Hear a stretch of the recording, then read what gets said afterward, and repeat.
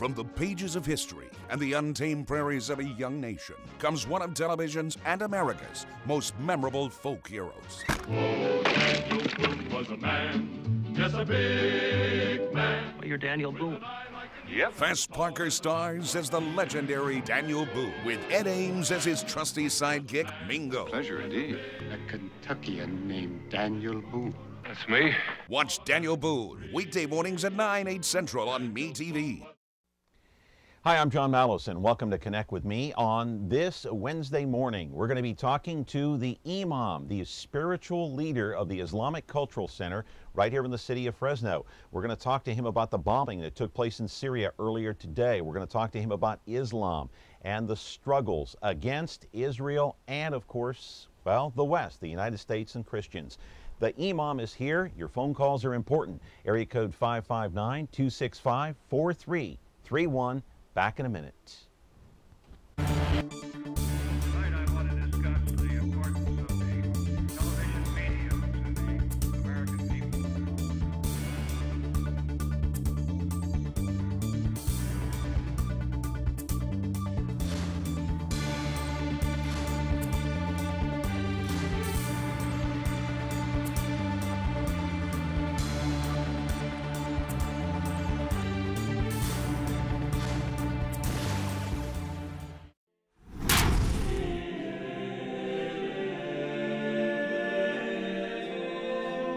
Today is the Spiritual Spectrum Day here on Connect with Me, and we open up the show talking about the bombings, the suicide bombings, 3 separate suicide bombings in the country of Syria. It killed more than 40 people. It happened in the city of Aleppo in Syria. There's a civil war going on there right now. It's been going on for the past 18 months, nearly 2 years now. We've got the Imam here in the house talking about that and other things dealing with Islam and the spiritual side of this whole thing with Islam, of course. And he is the spiritual leader of the Islamic Cultural Center. We'll go to the videotape and show you where that is located. It's at Maple and Knees. That's a zoom-in shot of the outside of the dome, a beautiful center. I was there the other day talking to the spiritual leader, Ali Ghazvini. He is and was born in Iraq. He came to the U.S. some 16 years ago after he fled Saddam's brutal regime way back in 1971. He is the one who took the entire family, his father did, and fled the Kuwait in the middle of the night. Saddam, by the way, had 15 of his family members executed, killed, including his 80-year-old grandfather. Ali lives in Fresno now. He is married, 4 children, 4 grandchildren. There he is walking through the banquet room at the Cultural Center the other day and walking up to the podium. Live in our studio now is Ali Ghazvini. He is the Imam. We're going to talk to him today about Syria and the goings-on there, the 3 suicide bombers. We're going to talk to him about Islam, the infighting with Islam, and the struggles against Israel and the United States. We'll talk to him about all of those things. Your phone calls are important. Area code 559-265-4331. It's our pleasure to have in the Imam today, a very interesting topic. You chime in as well. You know, get your 2 cents in, 265-4331. Back in a moment. Ventura TV Appliance Center.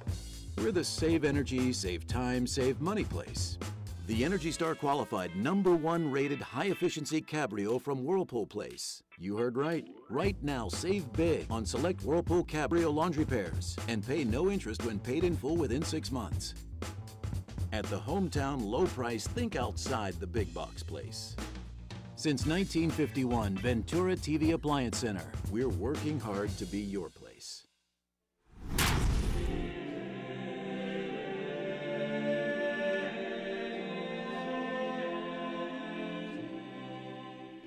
It's a topic that won't go away. It's a topic about Islam, the Muslims around the world, here in the United States, and of course in the Middle East, right next to the country of Israel. We have Ali Ghazvini here. He is the spiritual leader, the Imam That's the spiritual leader. That's why they call you the Imam, right? That's what it means? Yes, it means a spiritual leader, something similar to a pastor or a minister. All right, Yes. welcome. Thank you. It's good to have you here. Appreciate your invitation. It's my pleasure to be on your show. Well, listen, you're welcome here anytime, and it's our pleasure to see you. I want to get right to the news of the day. Earlier today in Syria, there's been a civil war going on there for the better part of 18 months, maybe more. It's a large struggle. In the city of Aleppo, there were 3 suicide bombers. Let's go to the videotape, and I'll show you some of the destruction. It killed more than 40 people earlier today in the country of Syria. There is some of the destruction there. The facade in front of some of those buildings just blown apart.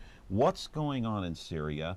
What's happening with the Bashar regime, Bashar al-Assad? He's the leader in charge of this country. He is part of the minority. What's going on, Ali? Well, in the entire region, there is a movement of what is called the Arab Spring.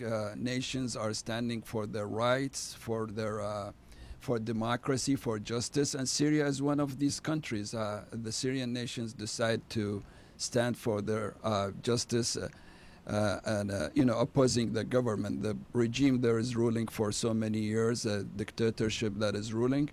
Unfortunately, in this battle between the regime and the opposition, there are extremists who take an advantage of this situation, gap of power. And this is what we have seen in Libya before, the killing of our ambassador. Some of extremists, they do take advantage, and this is also what we've seen in... This is the end result right here. Earlier today in Syria, the city of Aleppo, and 3 suicide bombers, and they're revolting against the Assad regime. Is that correct? Well, I don't think those extremists have a certain goal except destruction and chaos. I believe the Syrian people have the right to stand for their freedom and justice. But is this the way to do it? No, that's not the way. This is why actually in many articles today and many newspapers, many Syrians voice their concern against this kind of violence. And in Libya, we've seen the same. Many Libyans stood against the violence that took the life of our diplomats in Benghazi. So what I'm trying to say is that in the gap of power, there are a few extremists who try to take advantage of the situation. This is why our government have to be very careful when dealing with these situations in the transition of power. It's a very sensitive issue. We saw it in Egypt, of course, what happened with Mubarak. Now, you are a Muslim. Are you a Shia Muslim? I am a Shia Muslim. However, in our community center, Sunnis and Shias, they pray together, they work together. Our center, our community center has a unique situation that Muslims together. As a Muslim, are you outraged to see this kind of violence in one of your own countries, Syria? Absolutely. We are outraged whenever we see violence, especially targeting civilians and minorities and places of worship. All sorts of violence are denounced, and we always denounce and issued, And obviously you denounced the assassination of the ambassador to the U.S. ambassador to Libya not long ago. Yes, we did that. We are against, I think our faith is against all kind of violence, especially when it targets civilians. Okay, we do have a quick phone call. Let's take it and see what our caller has to say here. Good morning. You're on Connect with me with Ali Ghazvini. He is the spiritual leader of the Islamic Cultural Center here in the city of Fresno. What's your question? Hello? Hello. Yeah, hi. You're on the air. Go ahead, quickly. I'm God. I live in Dynevor. Everything's safe now. Okay, speak up, and what's your question? My question, just help out people. Make them happy. Pardon me? Okay, thank you. Make them happy. My name's Mark. Bye-bye. Okay, thank you. I'm not sure what that question was, but I guess it was just a comment for the most part. We're going to put up on the screen many of these countries in the Middle East that are Muslim countries, but they are Shia and Sunni combined. Some are the majority. Let's put that up on the screen. Let's begin with Syria now, the first country that's going to come up in just a moment. There it is. It's 80% Sunni, 2% Shia, and 15% Alawite. So is the Assad government in Syria, what are they? What's their affiliation? Assad himself and his family belong to Alawite minority. They've been in power for so many years, I think 30 years now. Okay, so the revolt is coming from who, the Sunni or the Shia? The majority of the Sunni people, they are opposing the government. I guess all Syrians are united in this. Every Syrian is seeking human rights and democracy. I don't think the struggle there against faith or school of thought is again. It's the struggle for freedom and democracy. Okay, we're going to go to Bahrain. There is also a struggle there. They're 80% Shia, 20% Sunni. Who's in charge in that country? The royal family is from a minority Sunni members of the society. The Shia are about 80 to 85%. Unfortunately, they lack their freedom and rights, so they are. So there's an uprising by the Shia there in that country right now. Yes. Similar to what's going on in Syria, only the reverse. Yes, the reverse. Yes. All right. Yeah. In Iraq, the country that you came from, 60 miles south of Baghdad, you got 60% Shia, 15% Sunni. Yes, I was born in Iraq. 60 to 65% of the population are Shias. 15% are Sunni Arabs, and then we have 15% who are Kurds and Sunnis. And we're looking at Egypt now. Of course, the downfall of Mubarak, 80% Sunni, 1% Shia. Let's go on to Iran now, a big struggle there. Ahmadinejad is in power there, yes. 80% Shia, 10% Sunni. Yes, and we have also Christians and Zoroastrians and other faiths in Iran. There is also a crisis in Iran. Many Iranians are very upset with their. Ahmadinejad is what? Ahmadinejad, if we are talking about his faith, he's a Shia Muslim. Okay, let's Yes. move on to Saudi Arabia, and 85% Sunni, 15% Shia. Kuwait has got 35% Shia, 75% Sunni. Yes. That's a country really that has no struggles right now. But Yes. Libya, the majority in Libya are Sunni. Yes, I would say 99 or 100% are Sunnis. There might be some Christian or Jews in Libya. That these are rough numbers, not exact numbers. I know. Yes. These are estimates. We move on to Jordan. You can see the breakdown there. And then Yemen, which is a country that can be very volatile at times. And the West Bank, just outside of course, Jerusalem, to the east of Jerusalem, is 80% Sunni and 15% Christian. We're going to come back. We got to take a break, but we're going to come back and ask you about the struggles between the Sunni and the Shia within the Muslim world. We're talking to Ali Ghazvini, the spiritual leader of the Islamic Cultural Center here in the city of Fresno. We're back with your phone calls, too, 265-4331 in just a moment.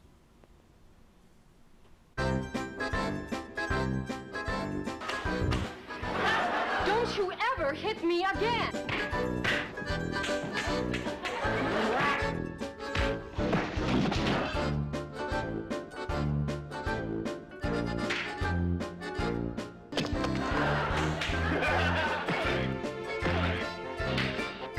Chief, I think we got a hit on our hands. MeTV Fresno, now on Comcast Channel 187. And welcome back. And the reason we went through all of those countries to show the Shia and the Sunni and some of the Alawite, of course, that's what's going on in Syria. Why is there such a struggle in the Muslim world between the Sunnis and the Shia?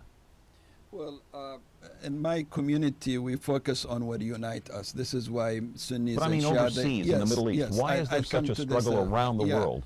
I don't think there is a divide along the faith or a school of thought, unless power and politics come to the issue. When there is politics and power, there is a divide. We've seen this in Iraq. We see it now in Bahrain, so it has Syria. It has nothing to do with the religion. It has to do with basically power. It has power? very minimum thing to do with faith and religion. Mostly it is associated with power and politics. Yes, exactly. Yeah. You know, let's take the Syrians as an example. Majority are ruled by a dictator who could belong to majority or minority. So they are standing for human rights. But it happens that he belongs to a minority of Alawite. So I believe the issue is democracy and freedom and you know, seeking justice. And there seems to be, along with the struggle within the Muslim world of power and control, there is also the struggle against Israel and the West, meaning the United States and Christians. Yes. So there's a lot going on in the Muslim world, a lot of struggles within the Muslim community around the world. Okay, I might disagree a little bit with your statement. Right. I don't see a struggle between Islam and the West. I see disagreement, but as someone who has both identity as American Muslim, I am proud of our identity and our community. We don't see a conflict really between American values and Islamic values. Many of these values are the same. However, with Israel, of course, there is a political issue. It has been for the last 60 years. There is a land being occupied. You're talking about the settlements that are going in Israel. No, Israel is occupying the West Bank still now. Our president has promoted two-state solution. I think this is something that United States can contribute to make a lasting peace settlement there. So I would like to make a difference between the struggle between Arabs or Palestinians and Israel and Islam and the West. I don't see a problem between Islam and the West in general. There is a crisis between Arabs and Palestinians. I want to put up a full screen chyron of some of the extreme groups that are within the Muslim community. And the reason I'm doing that, you've got Hezbollah, which is in Lebanon, Hamas, which is in Gaza, and Al-Qaeda, of course, they're all over the world. I didn't put up the PLO in the West Bank, but that represents a small group of the Muslim world. They do represent a very, very, very small group within the Muslim population. Of course, within the Muslims, we might disagree on who is extremist or who is terrorist or not. There is a majority, a general understanding that Al-Qaeda is a terrorist group. In every single nation, they are fighting Al-Qaeda.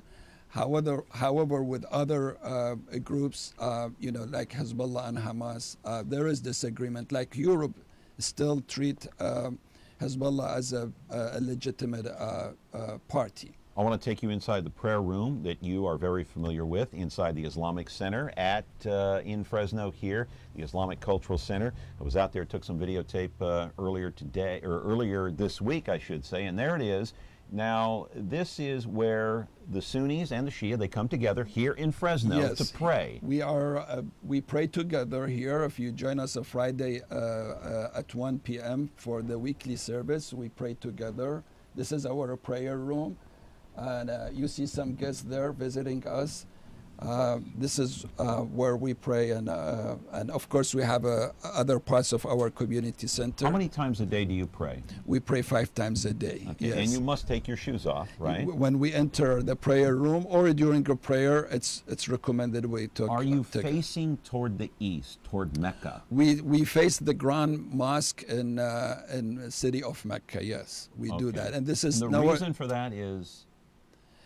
Well, this is the command of God in the Quran that whenever we stand for a prayer, we have to face a certain direction, which is the direction of the Grand Mosque in Mecca. Okay. Yes. And who do you pray to? We pray to God. We only worship God. We love our Prophet Muhammad, who is the founder of our faith, but we only worship God. And God for us is the supreme power. He is the source of all beauty, knowledge, And he's beyond time and space and gender. Is the Muslim God Allah, I would assume? Yes. Is he the same God that Christians pray to? That's exactly what the Quran says. It says to Muslims that your God is the same God as the God of Jews and Christians. Yes. Okay. I've got one more piece of video that I want to show you here before we go to break real quick. Let's roll it and we can talk over it. And this is your dining hall? Yes, this is our social hall, multifunction hall. We have lectures, dining, all our social activities takes place there. Yes. Okay, and October 26th, you have a big event happening. Quickly tell us about that before the break. Muslims, on their calendar, they have two holidays. One is going to take place on October 26th, is the Eid, E-I-D. So that's a Muslim holiday. Yeah, yes, that's the Muslim holiday. We started with a prayer early morning, and the next day we have community celebration. Everyone is welcome to join us. The big feast. The big feast, yes. Okay. October 27th. Ali, we do have a phone call. Good morning. You're on Connect with Me. What's your question? John, good morning. Just a couple questions. Is he classified as a Sunni? Am I correct? Am I getting that right? Who's Sunni? No, Ali here is a Shia Muslim. Shia. Oh, okay. I stand corrected. Could you ask the Imam how many live in Fresno, and is he comfortable with the people that he meets and talks to and lives with in Fresno? Does he find Fresno a place of camaraderie, friendliness, and loving people? Absolutely. I love Fresno. For 8 years I've been living in Fresno. I have a lot of friends. I'm proud of this city, my neighborhood, my neighbors. We do enjoy living here, me and my family, Central Valley, and many Muslims in our community. They do the same. We have many who are physicians, nurses, teachers, professors, home builders, farmers who love this area, Central Valley. They love their country. They contribute to the well-being of United States. The average of Fresno, for the most part, the people here are friendly towards you and your Muslim faith. Mostly, I would say yes, they are friendly. Unfortunately, sometimes we do receive some kind of unpleasant messages at certain times. But in general, we're being blessed with the friendship of people of Fresno and also other cities, neighboring cities. Ali Ghazvini is our guest here. He's the Imam, the spiritual leader of the Islamic Cultural Center here in the city of Fresno. Back with more of your phone calls and the conversation in a moment. Is taking care of laundry taking too much of your time? Have you become a missing mom? With a new fast, efficient washer and dryer from Ventura TV Video Appliance, you'll spend more of your day the way you want. This Amana Super Capacity Washer Dryer Pair is now just $6.99, and this heavy-duty Maytag Super Capacity Washer Dryer Pair is only $8.99. Don't spend your life on laundry. Upgrade today at Ventura TV Video Appliance and save.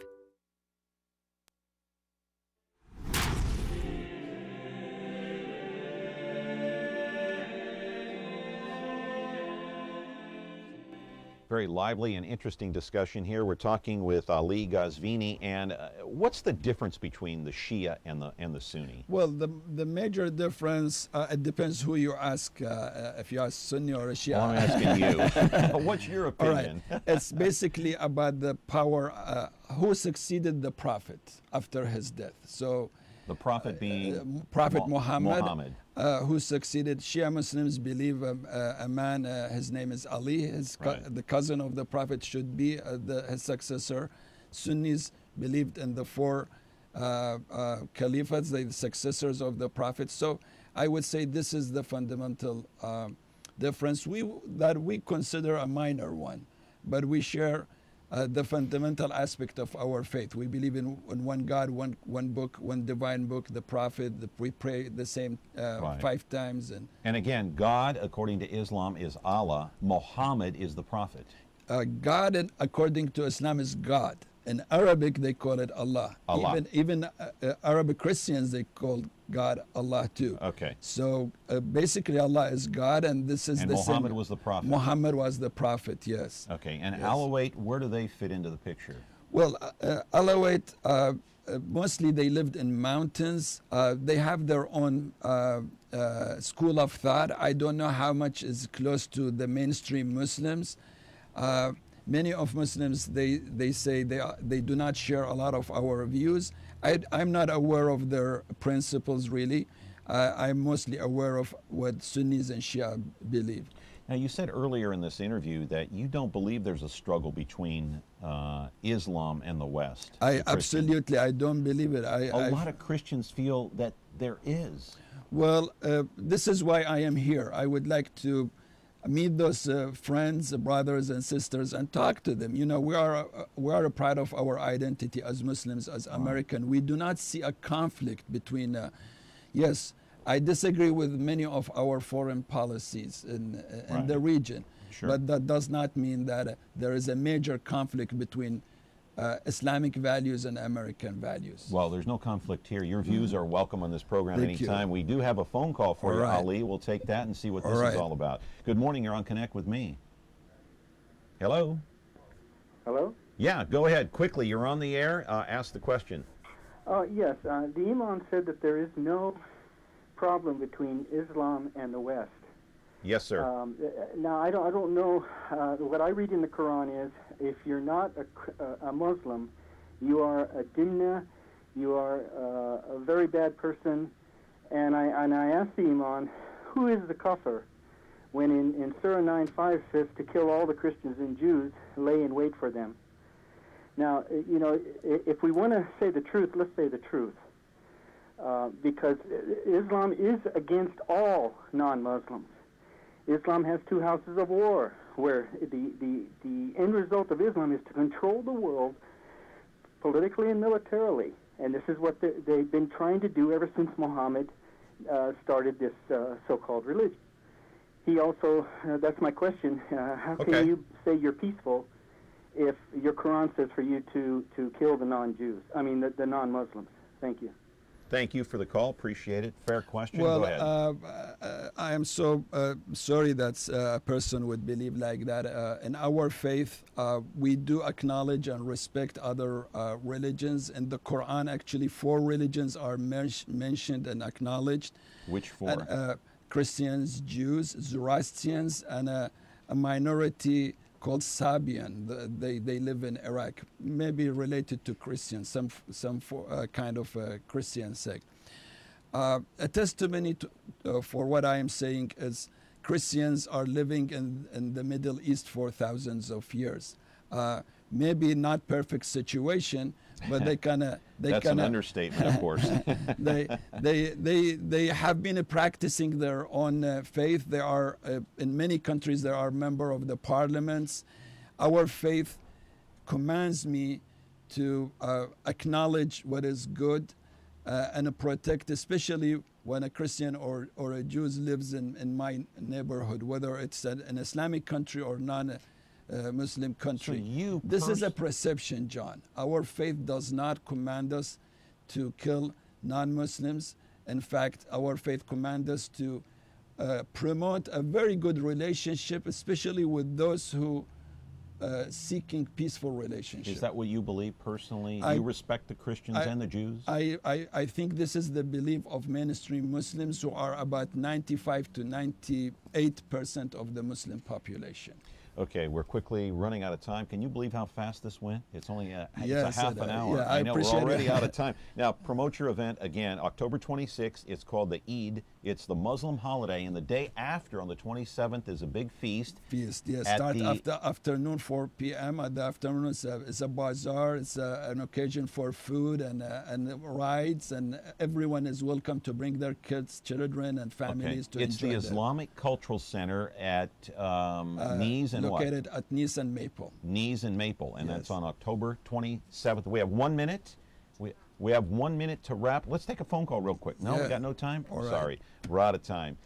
Should have called earlier. But anyway, you're welcome here anytime. Thank you. And come back again. I really appreciate this opportunity. I think this is what we have to do. I am here to answer any question your audience, your listeners have, or they might call us or check our website. What's your phone number over there at the Islamic Center? All right, I'll tell you about our website. It's icfresno.org. And the phone number quickly? 297-9535 with area code 559. All They right. might call us, send us an email, check our website, come and visit us. If you have a personal question, please, you are welcome to come and join us, and I'll be glad to give you a tour and answer your question. All right, thank you. You're welcome here anytime. Lively discussion and educational. Thank you very much. Appreciate it. Tomorrow, a big program. Tonight, the presidential debate, Obama versus Romney. Tomorrow, we'll recap the debate and tell you who won, or maybe you'll tell us who won. See you tomorrow.